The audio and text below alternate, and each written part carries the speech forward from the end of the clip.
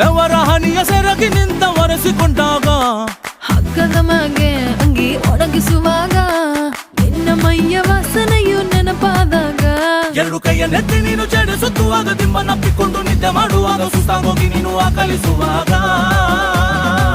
ಬತ್ತವಲ್ಲ feelings ಬಂದು ಬಂದು ಮುಚ್ಚಾಗ್ತಾವೆ feelings ಬತ್ತವಲ್ಲ feelings